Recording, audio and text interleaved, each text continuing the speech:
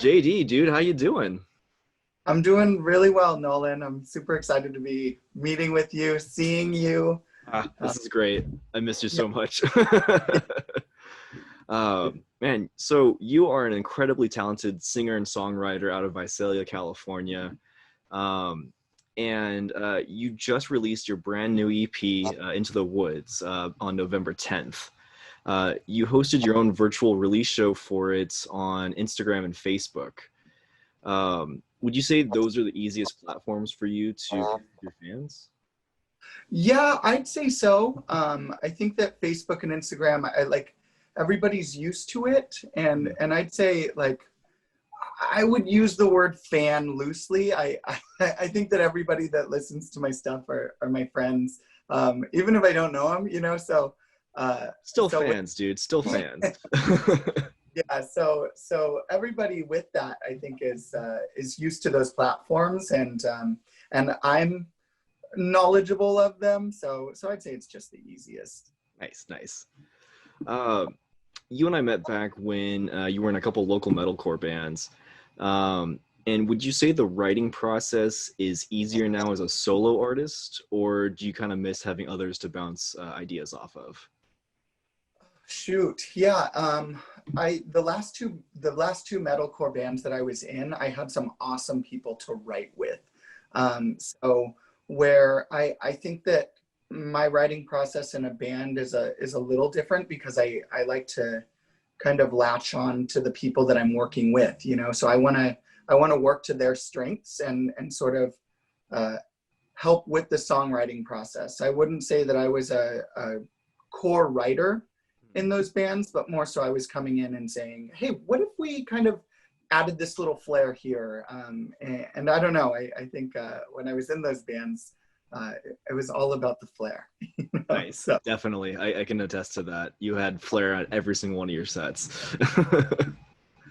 um, and what would you say is your main focus lyrically on your new album, Into the Woods? so Into the Woods, when I first released my title track, is titled Into the Woods, Hmm. and so when I was working on that song, that's actually probably one of my favorite songs that I've ever written, mainly because of it was one of those songs where I had a writer's block for it, Gotcha. for like a year and a half, and then it just like clicked. And then when it clicked, I think that the themes of that song sort of paved the way for what we were going to be putting into the EP. So really, like Into the Woods, the song itself is it's a love song, and but I one of the things that I think of when I think of love songs, it's always like the honeymoon phase. You know, we're Sure. always so excited at those beginning parts where we're first starting to date someone and things are just fun. Hmm. But Into the Woods more so represents to me the parts where the relationship starts getting real, you know, where you're starting to see the things about the person that you're with that are like, do I do I like this? What do they like this about me? And so the ending lyric of that is, so come on, let's go into the woods. Like it's that willingness to say like, shoot, I don't know what this is going to look like down the road, but let's go and find out together. So That's um, awesome. yeah, and I think the rest of the EP for me is sort of reflective of those moments, whether it's with my partner or with myself, being in the woods, trying to kind of grow and see what happens when you're there. Wow. You mentioned that it just kind of clicked at one point. Was there like a specific moment that made it click? Yeah. So the room that I'm in right now is my music room slash office space, and so I had just gotten a looper pedal, Okay. and so I was struggling with the song, and then at one point I sort of started like to figure out like a cool little melody to go over the guitar riff, and then I just I remember waking up like probably like 8 or 9 in the morning on a Saturday, Uh-huh. and so my fiance was still asleep, so I'm sure he hated me for this. But I had like my PA on, you know, I'm like in rehearsal, and so the loop is going, and I'm just sitting here with my microphone, like guitar is off, and I'm just like, da da da da, you know, like just finding things, you know, and then at one point, like I remember, like there's a window right over here, that I sat there so deep, you know, looking out the window and singing about my backyard, and you know, like trying to figure out what this song was. Right. And as I started doing that, phrases started coming to me, you know, and it pieced. I like, whenever I say this, I think about like any movie that we've ever watched where there's a musician in it talking about like their experience. So like it's so easy, but like the song sort of just started writing itself, and I just sort of using myself as an instrument, as opposed to just like trying to say something that I thought somebody wanted to say or somebody wanted to hear. So yeah, and eventually, like, I'm writing little lines here and there. The song itself, I don't talk about this a lot, but so it's called Into the Woods, and originally, so Come On, Let's Go Into the Woods was not that. Come On, Let's Go, I thought of Into the Unknown Future. And then after a while, like sitting with that, I was like, man, that's just like too literal, you know, like that just, I don't know. I don't know that anybody's going to be like, yeah, let's go into the unknown future, you know, whereas Into the Woods, it's like, there's a metaphor behind it, and it unlocks so much more so much more meaning. Yeah, definitely. Wonderful. What was it like recording with on Captain Recordings? Shoot, I'm really thankful for Javi, the sound engineer, and Daniel, my producer / co-writer. I think just the recording process in general, being able to, one, work with two people who I just admire as individuals and that I admire as musicians. I constantly find myself thankful, like, cool, I get to work with these guys. Yeah. But even then, I think that that Daniel, my producer, was really good at pulling things out, you know, in the same way that in an interview, you know, you have to like, okay, let me hear and let me find the next question that I'm going to ask. Right. Daniel would listen to my music and say like, and just ask a question about, hey, you know, this part here, tell me about that, you know, and I'd be like, oh, okay, yeah. So like, and he did it in a way that was so like casual, like we're friends because we are friends, right? You know? But then he would turn around and like turn it into something, you know, like, and I can remember one specific moment before the studio where Daniel had asked me for the song Weight of the World. He asked me, hey, would you consider writing another verse to this? And I was like, I don't really want to. I feel like it's done. But then I kind of, and Daniel was super respectful. I was super respectful. And then I was like, you know what? I'm going to entertain his idea just to show him, you know? Yeah. So, and then it was like, I'm sitting here in the room writing, and then it just sort of came together. And I remember in that moment where the second verse of that song started piecing itself together. And even, so it happened 2 times where I sat and I wrote the lyrics, and it wasn't until I read the lyrics out loud to myself that like I like shed like a couple of tears in that process. And then I was just kind of like, I'm not ashamed to cry. I'm down with that. But like, it was one of those things where I was like, damn it, Daniel, you know? So then but then another time when we were actually recording the song, it was we're recording that song, and I remember telling the guys, like, I need to either do this song in the beginning or at the end of this session, because it's such a, like, it's a song where I belt like essentially the entire time. Mm-hmm. And so they're like, okay, well, we started going through the process, we start recording it, and then I get to that second verse, and it's like it struck a chord in a different way than just like the writing process itself, to where I literally, like, I held the one note out, and then I couldn't do anything else, and like I really just tried to sing through it. And but I remember the feeling that there was in the room at that moment, where like there was no shame, there was no judgment, there was no like it was quiet, and we just sat there in silence for a little bit, and until we were all ready to kind of talk, you know, and ready to move forward. And I think that that moment right there was just sort of a culminating moment for me working with On Captain Recordings, where it just made me, I had already known, but it made me know why this team worked. Because we just understood what we were doing together, and we understood what the meaning behind it was, and we weren't trying to kind of shortchange anything about that. Like, so. Wow.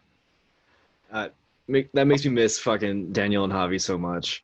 I was actually just talking with somebody. I was talking with some of the guys in TZ Radio about how, like, in quarantine we're all starting to learn how to like do like little sound and lighting ourselves. I was like, yeah, we don't have Javi to like hold our hands anymore. Yeah. Yeah, it's like right now I have my lamp without the lamp shade. You know? Oh. That's my ring light. So Yeah, I clearly need lighting help here. I'm used to doing this during the day, so I have like the window open a little bit, but yeah.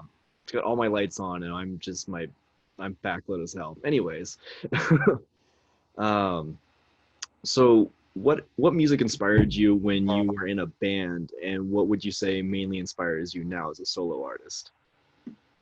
Shoot. Okay, so when I was in a band, like when I was in Create the Compass, I think I, it's a that's a tough question to answer, because I think like my music taste is a little all over the place. I'm not gonna say like I like all music, because there's definitely some areas where I'm like, you know, I can respect it, but I can't get into it.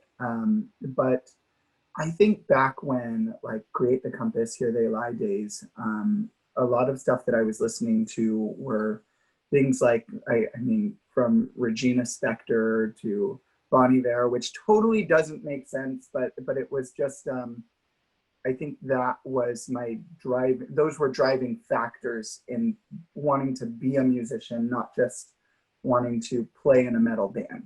Right, Um, right.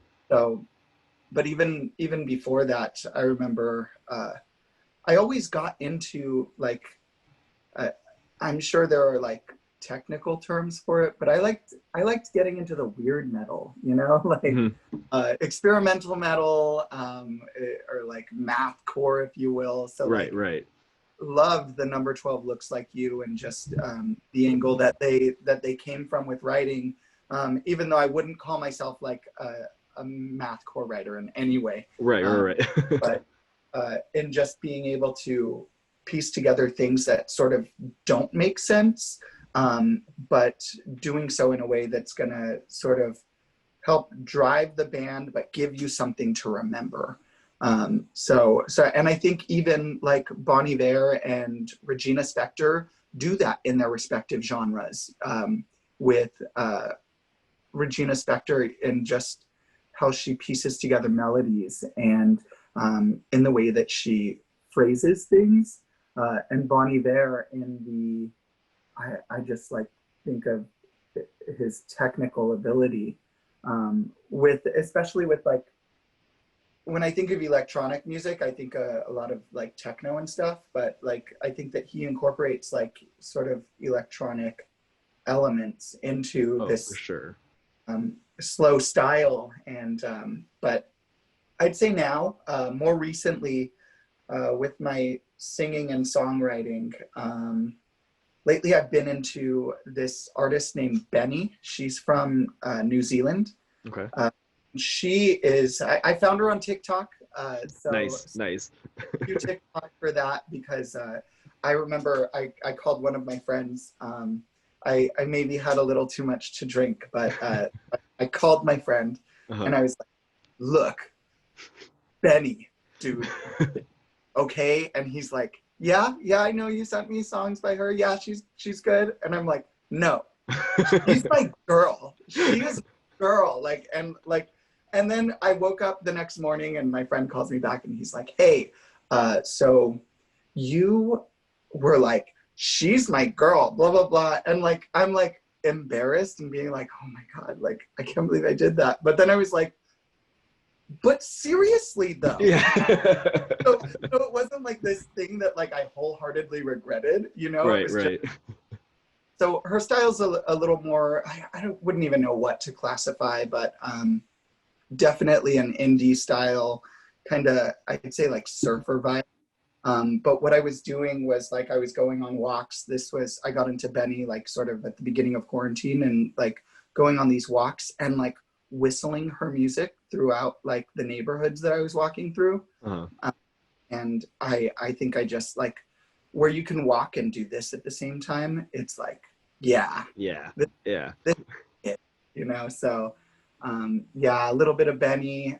Silverstein has been in my playlist a lot, and I feel like I can't do an interview without saying Taylor Swift's name once. I was waiting for it, honestly. Taylor Swift, I think people can say what they want about her. I lose respect or anything like this. I think that she's a phenomenal songwriter, and she came out in the last 2 years, came out with a surprise album this year, and then last year had an album. And so I think that she definitely, the way that she ties songs together and everything is definitely what inspires me in my writing. Wow, nice. Yeah, something I've always loved about you is that I would be able to see you at like any type of show, basically. I'd see you at like, you know, some heavy show at Strummers, and then you're like, all right, cool, I'll catch you at Fab later at, you know, whatever theme night they had. Have you always been drawn to a variety of music, or was there a particular point where you only listened to like one thing and then you broke into everything else? Like, how did that happen? So I'd say I think that when I was in high school, I wouldn't say that I was a mean kid in high school. I think that years of bullying and stuff like made me hard on other people. So I definitely apologize for things like that. But aside from being mean, like I think that like the metal scene that I was involved in sort of like made me feel like a snob, you know? I was the same way. Yeah, and so when I was in high school, it was like all local and like, yeah, only the touring acts I'm gonna be listening to. And oh yeah, you don't know this band? I figured, you know, Yeah, like that was also me. yeah. And so like while I was like listening to like while you can't avoid pop music, and I was catching like all of the pop songs and still listening to it. It wasn't that I would deny it, but like the things that were important to me were underground things, underground music. So when Lady Gaga released her album, The Fame, I was into it. It was cool. She was doing some cool things that I thought like, I think just as a gay man, I felt, or as a gay person, I felt represented. But I wasn't like wild for Lady Gaga until she came out with The Fame Monster, which is like this like deluxe edition of The Fame. It was basically a second album, and that was where I remember the bands I was in at that point. Like I would pick up my bandmates and drive them to practice and be like, listen to this Lady Gaga song. And so we'd be listening to Lady Gaga on the way to like band practice where we were going to be like yelling at each other and like not protecting our ears because we didn't know about that at the time. Didn't know better, yeah. Yeah, and so I think like that was the moment where I think like I was a little bit more accepting of like pop music and not being so defensive about what I was like listening to, and then moving back from Humboldt back home as a 23 going on 24-year-old and being able to like go to the bars and stuff, and then seeing that Fresno had such like a Fresno has such a cool music scene. And like, so when people say stuff about Fresno, like, or try and like impart their stereotype on Fresno, I'm always like, but did you go to anything? Like, Right. have you been to anything? Because I would, like you said, in the same way that you were like, I saw you at like, you would be at a heavy show and then you'd be at like the gay club, like around the corner for whatever theme was. Like, that's what Fresno is, you know? Yeah. I'm doing these things because like we can. Yeah. And I think that like yeah, Lady Gaga and a little combination of just access is a part of that answer. Nice. What exactly made you want to do a solo project?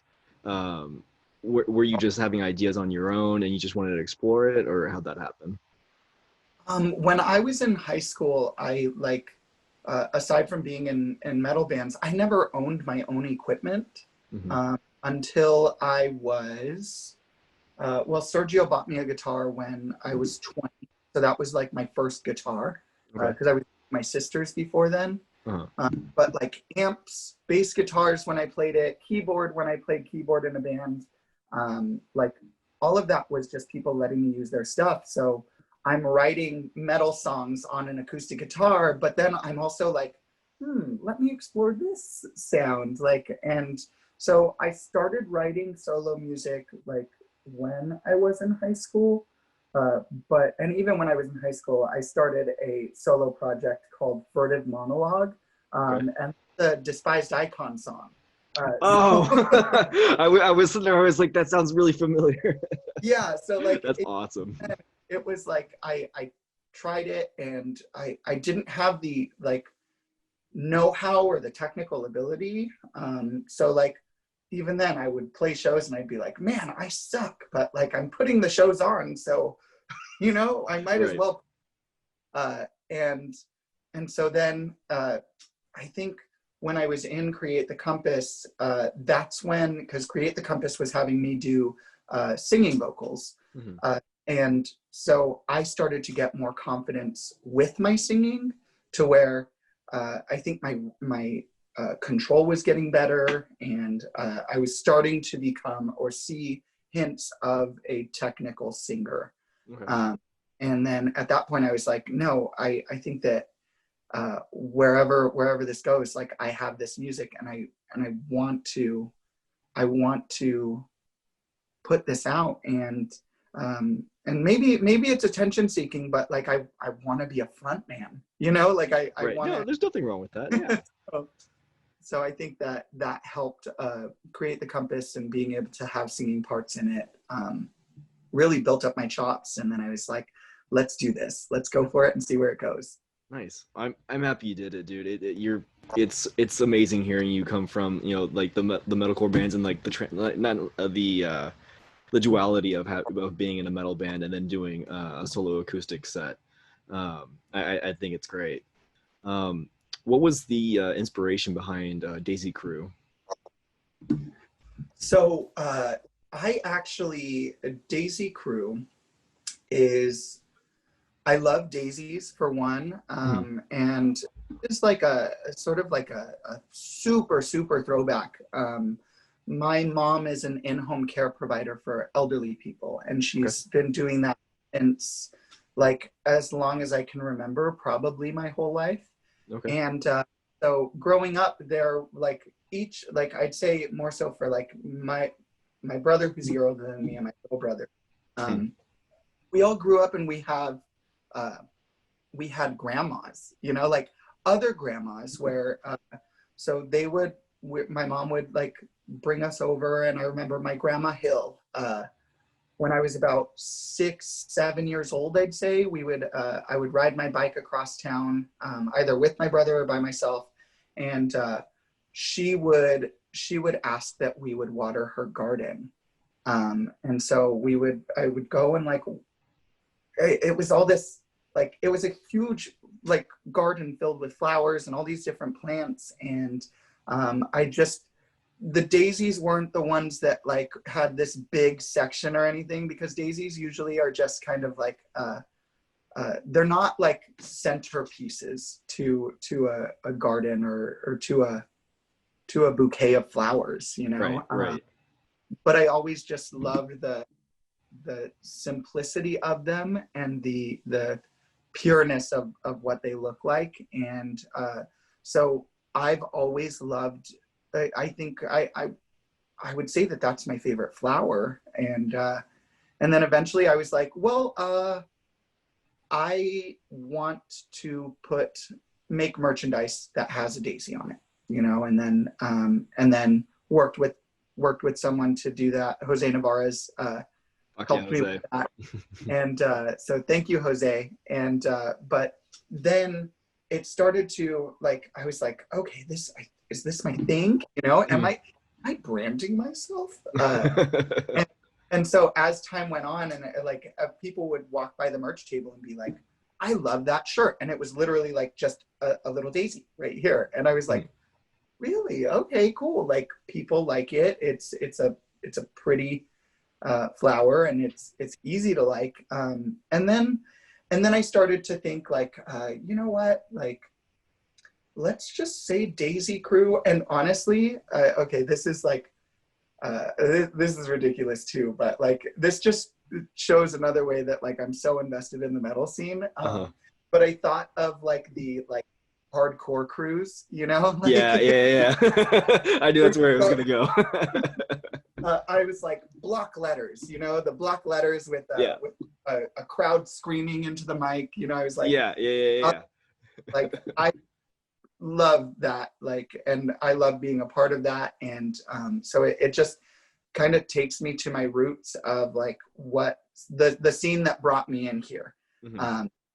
And so, yeah, Daisy Crew. But the thing about Daisy Crew is like, I've spent a lot of time thinking about it, and thinking about like the ethos of Daisy Crew, and what does it actually like stand for and mean?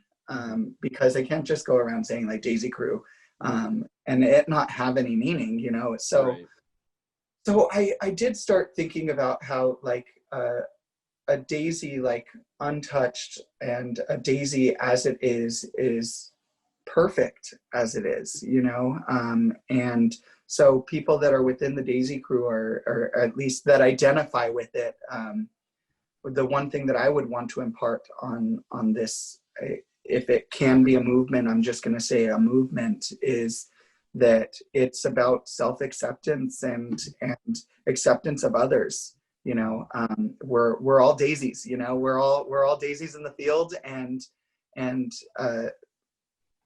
we all are just, each one of us are special as an individual.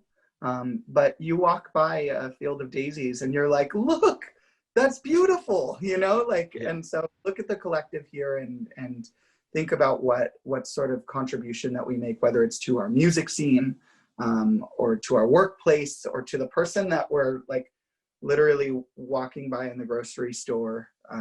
Like, what do you do to make, like, to spread that positivity? That's amazing.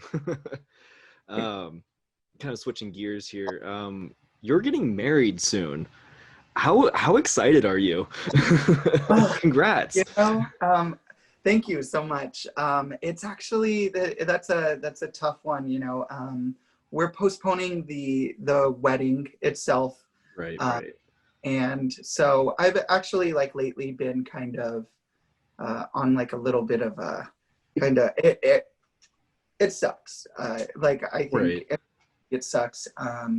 Us making the decision to like still move forward at the beginning of all of this was like a conscious decision in hopes that things were going to be better, and things better. And And then I think things just didn't, it's not in our cards, but we've been together for 10 years, and like, while we're like, it's our time, you know, like this was our time. I think that as sad as I am about it, I think that I'm just reminded that no matter what, we're going to go and have our little private, intimate ceremony. And we're going to become one regardless of whether or not there's going to be a bunch of people. And then later on, we're going to be able to have a little mix of like emo night plus like pop music, so everybody that's going can feel like they can actually dance to the music. Right. If it were up to me, I would be like, all right, so we're gonna play some emo music, and we're gonna make sure that American football plays, because like you're not gonna cut off Never Meant in the middle of that like build up. Like, no way, that's not cool. Right. You know, like, and I don't care if people leave, like grab tacos on the way out, and a mix of Taylor Swift. So I think like, I know that it stinks that the celebration is going to be pushed back, but I know that everybody has been so loving and caring about it, and in all honesty, I'm relieved, and I think so many other people are relieved. Well, I'm just happy for you regardless. It's gonna be whenever it happens, it'll be great. Yeah. Also switching gears again. So you mentioned earlier, you mentioned TikTok, and I mean, you know, for those of you who are not on TikTok, you know, you go through different realms. Essentially, you'll be in you know, gay TikTok, straight TikTok, and then currently a lot of people have been on cartel TikTok. Have you been in that at all? You seen that? But I'm excited to see what that world looks like. It's weird. Where are you at right now on TikTok? Yeah, like I actually just scrolled by like prison TikTok, and I think like it's a little complicated. So like, because I go through, like you said, like you can scroll through like different like genres, I guess. Yeah, genres, worlds, whatever you want to call them. Like, yeah. And so the algorithm for TikTok is just so like, sort of like, it latches on to your habit, you know, like, so I like, obviously I like gay content and queer content and all of that, but I also like straight content, because like straight people are cool, you know, like, we're okay. Like, so there are times where like I'll be in the middle of like a string of like gay things, you know, and then getting to this point where I'm like, wait, what? What yeah. Like, so I think it's a little all over the place, but the thing that's been standing out a little bit in my For You page is the that Lana Del Rey. Have you seen the one where it's like the main character, where they're like, oh, you're the main character walking through your town, your small town, or okay. I don't know if I've seen that yet. Okay, yeah, that is like, I'm gonna have to send you some things, because I'm like obsessed with it. I was like close to making like my own with the, I don't even know the song by Lana Del Rey, but like, you should do it. Whatever it is, you should do it. I mean, if I don't know if anybody else does this, but I know I send you like 15 in a row at like 1 a.m. I'm just sitting there like in bed, like and I'm just like, JD. It's been like, so I've had to, you know, the more people, like the more of my friends that get TikTok are like, naturally, I think that you're bombarded with like this new sort of humor, you know, like the rules to the humor are a little different. It's not exactly like memes. Right. And so when a new person comes in that's like, oh, you have it, cool, I'm going to start sending you stuff. And then I have like several friends that I'm like, okay, I almost have to like, I either choose, okay, am I on TikTok for my For You page, or am I on TikTok to like go through my friends like curated For You TikToks? Yeah. That's a good way to put it. Yeah, it is definitely, it's it's memes in a way, but it's its own thing, which is really Yeah. cool. It's not Vine, but like I'm still very happy with this. Yeah. Yeah. I'm super stoked. I think like it's helped me with like video editing too. Oh Uh, yeah. Yeah. I learn a lot. I've learned quite a bit on TikTok. Hmm. Like some people knock it and like, yeah, I'm sure you can get this information on Instagram and Facebook, but like TikTok has been kind of killing it for me and like learning some new things too. Oh, definitely. Now for a really heavy, hard-hitting question, Truly or White Claw? Okay, I'm drinking either right now because Okay, I'm like literally just drinking what's left in my fridge, but got you. White Claw all the way. Like there's no question. I stand for White Claw, and it is. I don't know. Cheers to that. Yeah, absolutely. I'm not gonna like cheers with like cheers to White Claw with like not a With a White beer. Claw, because I have too much respect for White Claw. I got you. Like the Truly Citrus pack is really good.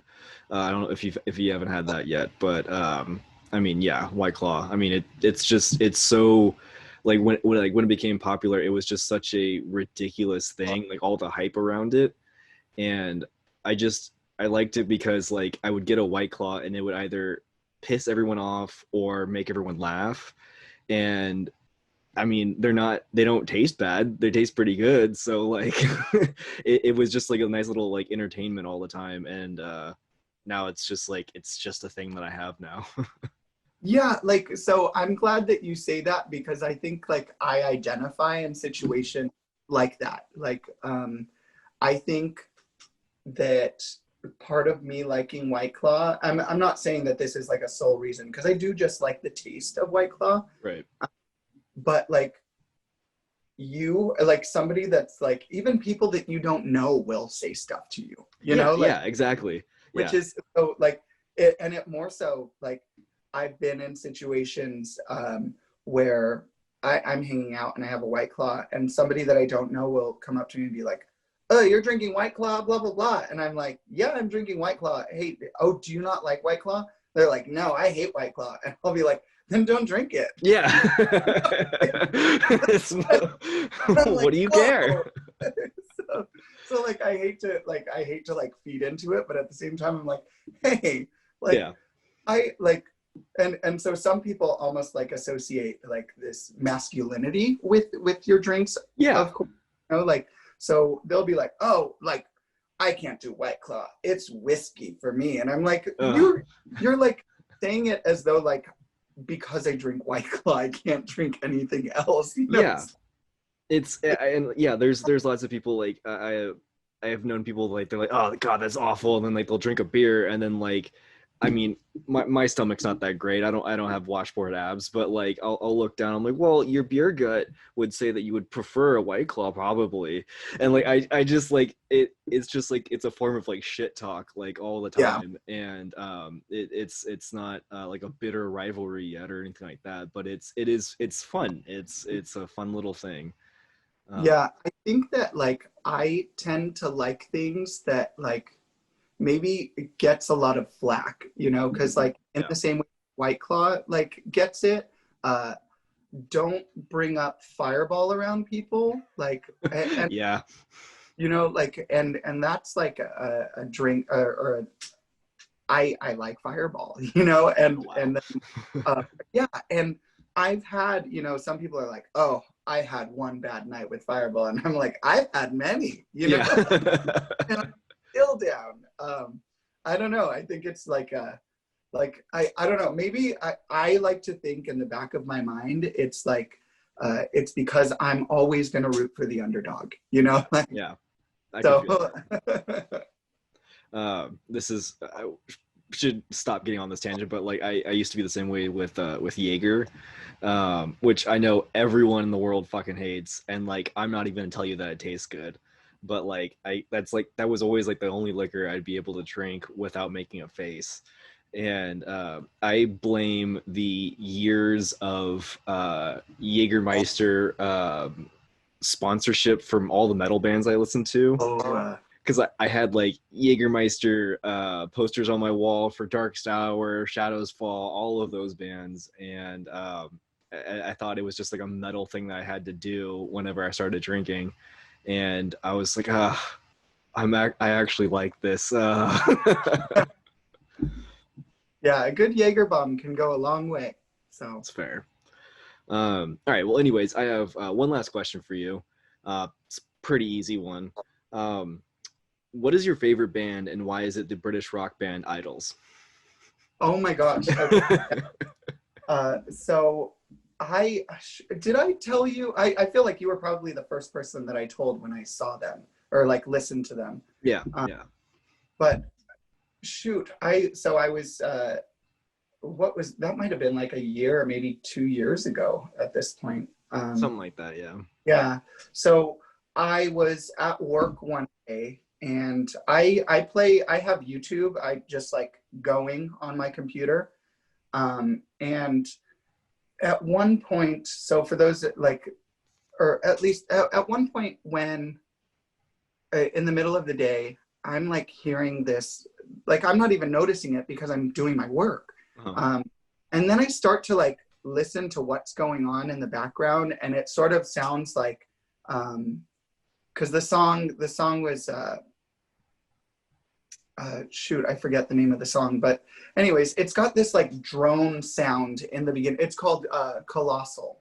Mm-hmm. It's got this drone sounding like bass in the beginning, and then like the vocals, like at least what I'm hearing, because I don't know that it's a band, is I'm hearing like and I'm like, what am I listening to? So I open the tab and it's a band playing, and then I'm like, what is this? And then I look, and it's not even a video on YouTube. It's an ad for a video on YouTube, right? So it's an ad for like Vans or something like that. Uh-huh. And it's a 12-minute video. And I just like, at one point I'm like, all right, let's see where this goes. Like Yeah. I've been a 12-minute ad. And I'm listening, and as it goes through, like I start to like, one, they're like a punk rock band. So I get down with that, and I'm feeling it, but like, maybe I just don't listen to so much punk these days that like, I don't automatically connect to punk rock music as much as I did when I was younger. Mm-hmm. And so this just felt so authentic and real, to where I was like, let me see more, and then like I started sort of going down this Idols rabbit hole, and like going into their old album, and going into their album at the time. Joy as an Act of Resistance was their album when I first started listening to them, and it was just everything was punk rock about it. What they were talking about was like really talking about equality for women, and they were talking about there's a song called Samaritans that's like my favorite song by them, and it goes amazing song. Yeah, and I think that like it touches on these elements of toxic masculinity that like, yeah, I'm sure people are like singing and writing about and stuff like that, but especially like in mainstream music, not that I'm calling them mainstream at all, but in mainstream music, like a lot of stuff like that can very easily seem like manufactured. Right, right. And whereas this was like speaking to me exactly, like at one point it's like, man up, sit down, chin up, pipe down, like, yeah. And the lyrics almost seem so elementary, but they just like, it's the energy behind them. They like, Idols is such a cool band. Yeah. I think that if anybody gets an opportunity, aside from listening to my EP Into the Woods on Spotify, Apple Music, and all that good stuff, if you have time, go and check out Idols. That's IDLES. They're a super cool band, and I don't think that you'd regret it. And if you do, that sounds like a you problem. All right, man. Well, I'll let you go. Did you have anything else you wanted to plug? Any social media you want us to follow you at? Yeah, sure. If anybody wants to check out anything that I'm doing, I have links in all of my bios to go and like find my music. But on Facebook, you can search JD Garza Music or JD Garza Music. And then Instagram, TikTok, you can search the JD Garza. You'll find me. Like I said earlier, I think that anybody that listens to and likes my music, I don't know how far this will go. And I'm happy with where it is now. I'm happy if it goes further. I'm happy with whatever happens. But I mean, you're my friends, you know, and I'm just so excited to even be able to do this. And so anybody that listens to my music or like ever wants to like talk or anything like that, like I want to make friends, you know. I think that this isn't just for like some self gratification. Like I think that there's value in building relationships with people. So yeah. Definitely. All right, man. Well, it was amazing talking to you. Hopefully we'll see each other in person soon. Yeah. But yeah, great talking with you. Take it easy. Well, thanks, Nolan. See ya. See ya.